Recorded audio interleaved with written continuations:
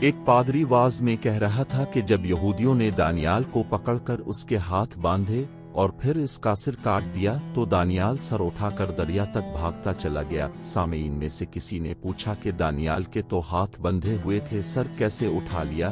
دانتوں سے۔ 3 سال کے مسلسل تقاضوں کے بعد قرض خواہ نے مقروض کو لکھا کہ میں آدھا قرض معاف کرتا ہوں، باقی نصف ادا کر دو۔ مقروض نے جواب میں لکھا کہ میں 3 سال اور انتظار کر لیتا ہوں۔ عباسی خلیفہ المہدی شکار کے پیچھے اپنے ساتھیوں سے بچھڑ گیا۔ جب اس کو بھوک اور پیاس نے ستایا تو ایک ویرانے میں ایک بدو کے خیمہ پر ان سے حق مہمانی مانگا۔ بدو نے خیمے میں بٹھا کر جو کچھ تھا پیش کیا۔ کھانے کے بعد بدو نے کہا نبید کا کچھ شوق ہے، اور ایک گلاس بھر کر پیش کیا۔ خلیفہ نے پہلا گلاس پی کر کہا کہ وہ خلیفہ کی فوج کا ایک بڑا سردار ہے۔ بدو نے کہا اللہ آپ کو اور ترقی دے، اور دوسرا گلاس بھر کر دیا۔ خلیفہ نے گلاس پی کر کہا کہ اصل میں وہ خلیفہ کا ایک وزیر ہے۔ بدو نے کہا کہ یہ تو ایک بڑے مرتبے کی بات ہے، اور تیسرا گلاس بھر کر دیا۔ تیسرا گلاس پی کر خلیفہ نے کہا کہ حقیقت میں وہی خلیفہ المہدی ہے۔ اس پر بدو نے اس سے گلاس چھین لیا اور کہا اٹھ یہاں سے، تو نے اگر ایک گلاس اور پی لیا تو کہوں گے تم ہی نبی اللہ ہو۔ اس پر خلیفہ اس قدر ہنسا کہ اس کی آنکھوں سے آنسو نکل پڑے۔ ایک شخص کا گدھا رات کو چوری ہو گیا۔ صبح کے وقت اس کے دوست اور رشتہ دار اس کے گھر جمع ہوئی تو ایک نے کہا تم نے چارپائی طویلے کے آگے کیوں نہ بچھائی؟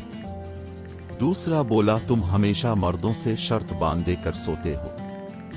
تیسرا کہنے لگا احمق تم نے طویلے کو تالا کیوں نہیں لگایا؟ وہ شخص جھنجلا کر بولا جس طریقے سے تم لوگ میری بوٹیاں نوچ رہے ہو اس سے معلوم ہوتا ہے یہ سارا قصور میرا ہی ہے، اور چور بالکل بے گناہ ہے۔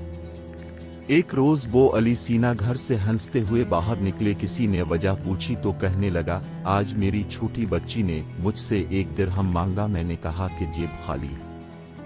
وہ بگڑ کر اپنی ماں سے کہنے لگی کہ کیا دنیا کے سب مرد مر گئے تھے جو تم نے اس بھکاری سے شادی کر لی؟ اصفہان کے ایک گھر میں میاں بیوی کا جھگڑا رہتا تھا، یہاں تک کہ وہ بعض اوقات ایک دوسرے پر پلیٹیں، پیالیاں اور گلاس پھینکتے تھے۔ ایک دن ان کا ہمسایہ آیا اور پوچھنے لگا کیوں میاں صاحب آپ اپنی بیوی کو طلاق دینے کا ارادہ تو نہیں رکھتے؟ صاحب خانہ نے غصہ سے پوچھا اس بے ہودہ سوال سے آپ کا مطلب؟ کہنے لگا میرا مطلب یہ ہے کہ میں چینی کے برتنوں کی دکان کھولنا چاہتا ہوں۔ اگر آپ بیوی کو طلاق نہیں دینا چاہتے تو پھر اسی گلی میں کھول لوں، اور اب سے التماس کروں کو ایک دوسرے کا سر توڑنے کے لیے جتنے برتنوں کی ضرورت پڑے وہ مجھ سے خریدے۔